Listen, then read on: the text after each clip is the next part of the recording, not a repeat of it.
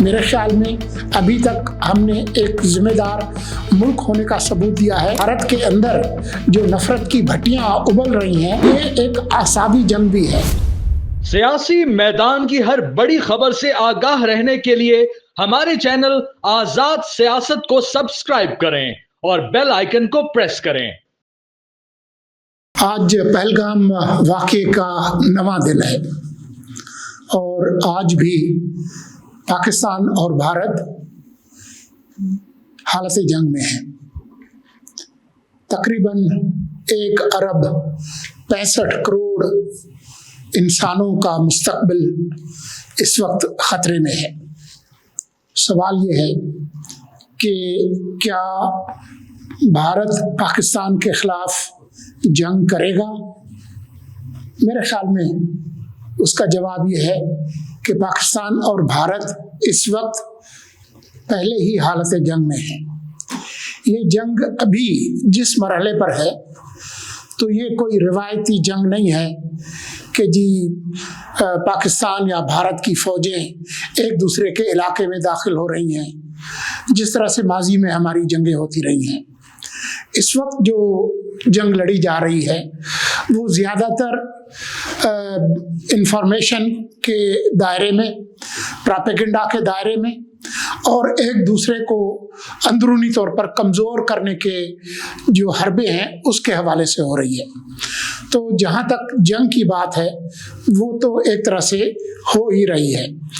اب جو بات ہو رہی ہے کہ بھارت کس طرح کی جنگی کارروائی پاکستان کے خلاف کرے گا، ابھی تک جو ہمیں معلوم ہے وہ یہ ہے کہ بھارت 2 طرح کے جو جنگی حربے ہیں ان کی طرف سوچ رہا ہے۔ ایک طرف تو یہ سوچا جا رہا ہے کہ کوئی محدود جنگی کارروائی کی جائے اور اپنے آپ کو فاتح ڈکلیئر کر کے جو موجودہ جو تناؤ ہے اس کو کم کیا جائے۔ دوسری طرف یہ بھی سوچا جا رہا ہے کہ محدود جو کارروائی ہے وہ تو دکھاوا ہو، اصل میں زیادہ تر جو وسائل ہیں جنگی اور ٹیکنیکل وہ پاکستان کو اندرونی طور پر، معاشی طور پر کمزور کرنے کے لیے استعمال کیے جائیں اور ایک لمبے عرصے سے پاکستان کو ناقابل تلافی نقصان پہنچایا جائے۔ یہ وہ چیزیں ہیں جو کہ یہاں پاکستان میں بھی ہماری سمجھ میں آ رہی ہیں۔ لہٰذا آپ نے دیکھا کہ پاکستان ہر طرح کی جو جنگی صورتحال ہے اس کے لیے اپنی تیاریاں تیز کر رہا ہے۔ روایتی جنگ کے حوالے سے آپ نے خبروں میں دیکھا ہوگا کہ پاکستان کی فوج مختلف طرح کی جنگی مشقوں میں مصروف ہے، جس میں تمام تر جو ہتھیار ہیں ان کو کس طرح سے استعمال کیا جائے گا اور ان کو کیسے ایک دوسرے کے ساتھ جوڑا جائے گا اس پر کوشش جاری ہے۔ لیکن ساتھ میں آپ کے یہ علم میں بھی ہے کہ پچھلے 9 دن سے خاص طور پر جو لائن آف کنٹرول ہے اور کہیں کہیں جو بین الاقوامی جو سرحد ہے وہاں پر بھی جھڑپوں کا جو سلسلہ ہے وہ بھی جاری ہے۔ تو یہ ایک اس وقت کی صورتحال ہے۔ لیکن اس پوری جنگی تیاری کے پیچھے بھارت نے جو ایک مدعا اٹھایا وہ یہی تھا کہ پاکستان پہلگام کی دہشت گردی میں ملوث ہے، اور اس حوالے سے ابھی تک آج 9واں دن ہے، بھارت نے بین الاقوامی سفارتی برادری کو، بین الاقوامی میڈیا کو اور خود اپنے عوام کو کوئی ناقابل تردید ثبوت پیش نہیں کیا۔ ان کا جو بیانیہ ہے وہ متضاد ہے، ان کی جو باتیں ہیں وہ ایک دوسرے سے ٹکرا رہی ہیں۔ یہ وہ تمام سوالات ہیں جو کہ ہم پہلے دن سے اٹھا رہے ہیں، لیکن ابھی تک بھارت نے ہمیں کیا، نہ صرف اپنے عوام کو بجائے ثبوت دینے کے انہوں نے صرف نفرت کا اور پاکستان کے خلاف دھمکیوں کا جو بیانیہ ہے وہ اپنایا ہے۔ بین बैनुल-अक़वामी जो मीडिया है उसकी जितनी भी रिपोर्ट्स हैं, न्यूयॉर्क टाइम्स हो, वाशिंगटन पोस्ट हो, द इकोनॉमिस्ट हो, वो सब भारत को यही मशवरा दे रहे हैं कि अगर आपके पास कोई सबूत है कि पाकिस्तान सरकारी तौर पर या गैर सरकारी तौर पर इस दहशतगर्दी के वाक़े में मुलविस है तो उसके सबूत लोगों के सामने लाए जाएं। उन्होंने तो खैर जो सबूत देने थे और जो दिए हैं वो तो आपके सामने हैं, लेकिन पाकिस्तान ने पिछले 2 दिन से मुसलसल भारत के पाकिस्तान के अंदर दहशतगर्दी और मुदाखलत के सबूत दुनिया के सामने रख दिए हैं। वो ऑडियो, वीडियो, टेक्स्ट, इन तीनों सूरतों में और दस्तावेजी तौर पर भी सामने रख दिए हैं जो कि आपके सामने हैं। और अभी तक न बैनुल-अक़वामी मीडिया ने और न भारत ने उसकी सेहत पर कोई सवाल उठाया है। तो जिन्होंने सबूत देने थे उन्होंने तो नहीं दिए, उल्टा पाकिस्तान ने हालिया जो दहशतगर्दी है पाकिस्तान के अंदर उसके सबूत लाकर दुनिया को दिखा दिए हैं।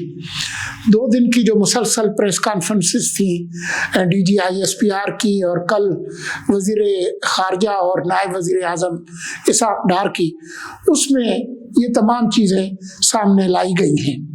भारत अपने मुल्क से बाहर, अपनी सरहदों से बाहर दुनिया के अंदर इस तरह की दहशतगर्दी की कार्रवाइयाँ जो कर रहा है, पाकिस्तान तो इस मामले को उठाता ही रहा है, लेकिन आपके इल्म में है कि हालिया सालों में कनाडा ने, अमेरिका ने और ख़ुद ऑस्ट्रेलिया ने ऐसे सबूत दुनिया के सामने रखे हैं कि किस तरह से भारतीय हुकूमत और उसकी खुफिया एजेंसियां दूसरे मुल्कों में एक्स्ट्रा जुडिशल किलिंग्स, मावराए कानून कत्ल की जो कोशिशें हैं उसमें मसरूफ़ रही है। तो जहाँ तक इसका सवाल है कि सबूत किसने देने हैं और किसने दे दिए हैं, वो आपके सामने आ गए हैं।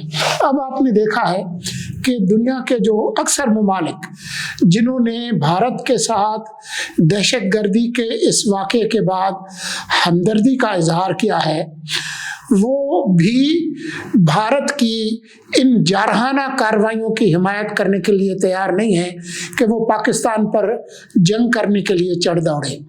अक्सर ममालिक अब भारत को यही मशवरा दे रहे हैं कि आप पाकिस्तान के साथ जो मामलात हैं उनको ठंडा करें और किसी ऐसे हल की तरफ जाएं जिसमें आप अपने जो तनाज़ात हैं उसको पुरअमन तरीके से हल करें। आपके इल्म में है कि अक़वाम मुत्तहिदा के सेक्रेटरी जनरल से पाकिस्तान की बात भी हुई है और भारत की बात भी हुई है।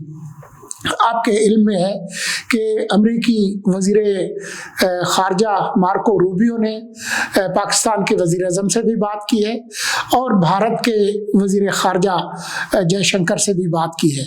तो इस वक्त कोशिशें जारी हैं कि किसी तरह से ये जो जंग के जो बादल उमड़ रहे हैं उनको ठंडा किया जाए। लेकिन अब आप इसको ज़रूर देखें कि जब से ये वाक़या हुआ है, 9 दिन हुए हैं, उसके बाद भारत ने अपने मुल्क में क्या किया है। भारत ने इस वाक़ये के बाद बजाय इस बात के कि इन मामलात की कोई तफ्तीश करे और जो लोग उसके ज़िम्मेदार हैं उनको पकड़े और जिन लोगों ने सिक्योरिटी और इंटेलिजेंस का जो फेलियर हुआ है, जो नाकामी हुई है, उस पर कोई कार्रवाई करे, उसके बजाय उन्होंने भारत के जो 20 करोड़ मुसलमान हैं और जो भारत में जो मकबूजा कश्मीर और भारत के दूसरे इलाकों में जो कश्मीरी है उनके खिलाफ नफ़रत अंगेज़ कार्रवाइयाँ शुरू की हैं, जिसके नतीजे में ख़ुद भारत के अंदर एक भूचाल है। सिर्फ यही नहीं बल्कि भारत में आपने देखा कि जो बांग्लादेशी हैं اور روہنگیا جو مسلمان ہیں ان کے خلاف جو کارروائیاں ہیں وہ تیز کی ہیں۔ تو بھارت نے بجائے اس بات کے کہ اس معاملے پر لوگوں کو ایکتا کی طرف لے جائے، بھارت نے اپنے ہی ملک کے اندر ایک تقسیم اور نفرت کا بیانیہ اس کو آگے بڑھایا ہے۔ اس کا نتیجہ کیا نکلے گا اس کے لیے کسی آئنسٹائن بننے کی ضرورت نہیں ہے۔ اب میں اس پر بات کروں گا کہ اس کے نتیجے میں پاکستان کو کیا کرنا چاہیے۔ کیا جس طرح سے بھارت نے اپنے ہی جو مسلمان ہیں اور جو کشمیری ہیں ان کے خلاف ایک نفرت انگیز بیانیہ اور ان کے خلاف انتقامی کارروائیاں، ان پر حملے شروع کیے ہیں، اس کے مقابلے پر ہم کیا کریں؟ میرے خیال میں ابھی تک ہم نے ایک ذمہ دار ملک ہونے کا ثبوت دیا ہے، اور گزرتے وقت کے ساتھ ہمیں زیادہ ذمہ داری کی ضرورت ہے۔ ہمیں ایسی صورتحال میں قومی وحدت، قومی ایکتا کی زیادہ ضرورت ہے۔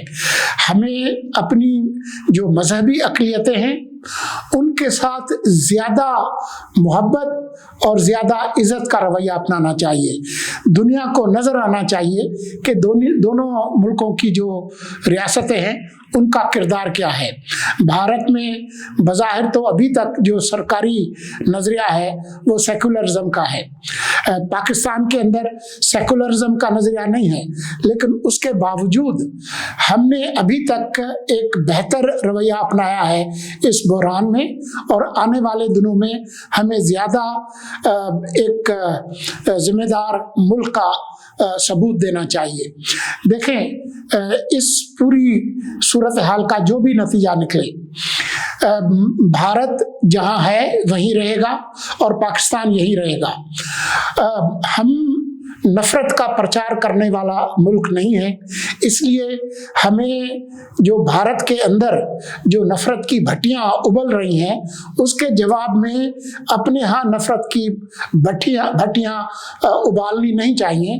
ہمیں ایک جیسا کہ ہمارا نظریہ ہے، جو مسلمان ہیں وہ بھی ان کا نظریہ یہ نہیں ہے کہ ہم نفرت کا پرچار کریں، اس لیے ہمیں زیادہ صبر اور زیادہ ذمہ داری کا ثبوت دینا چاہیے۔ اس کا مطلب یہ نہیں ہے کہ ہمارے خلاف کوئی جارحانہ اقدام ہو تو ہم جو ہے وہ دوسرا گال پیش کریں، بالکل بھی نہیں۔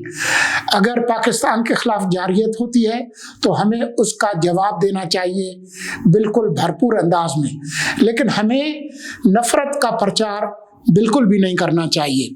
اب ہم اس پر آ جائیں کہ پچھلے 2-4 دنوں میں جو اہم کارروائیاں پاکستان کے منظرنامے پر ہوئی ہیں، جو کل رات کی خبر ہے وہ یہ ہے کہ پاکستان جہاں پر ہمارا ابھی کوئی قومی سلامتی کا مشیر نہیں تھا، تو یہ ذمہ داری پاکستان کی ISI کے جو سربراہ ہیں جنرل عاصم ملک ان کو دی گئی ہے۔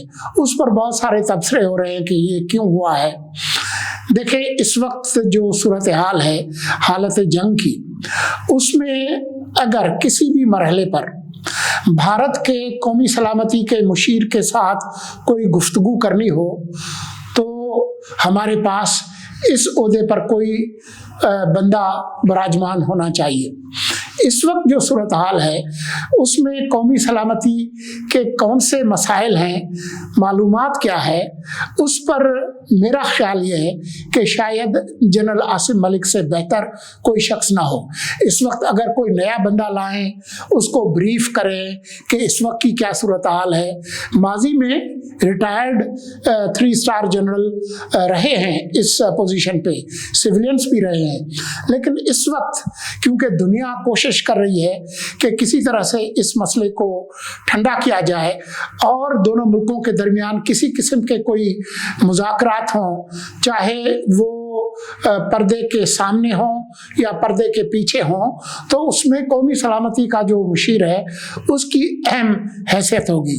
تو تمام تر جو سویلین سپرمیسی کے اور دوسرے جو دلائل ہیں मौजूदा सूरत हाल में, आज की सूरत हाल में शायद इससे बेहतर कोई चॉइस ना हो। तो मैं नहीं समझता कि ये जो फैसला किया गया है जनरल आसिम मलिक को, जो कि एक जिम्मेदार शख्स हैं, जो कि कौमी सलामती के वो उमूर जो मुल्क से बाहर जिनका ताल्लुक हो उसको बेहतर समझते हैं, तो मैं समझता हूँ कि ये एक अच्छा फैसला है।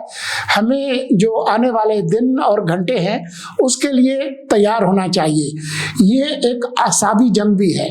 इस आसाबी जंग में अपने होश को बरकरार रहना, अपने गुस्से पर काबू करना और होश के साथ अपने जो आने वाले जो दिन हैं कलीलुल मुद्दत और जो तवीलुल मुद्दत, जो हमारे मसाइल और हमारे जो मफाद हैं उनको सामने रख कर फैसला करना चाहिए।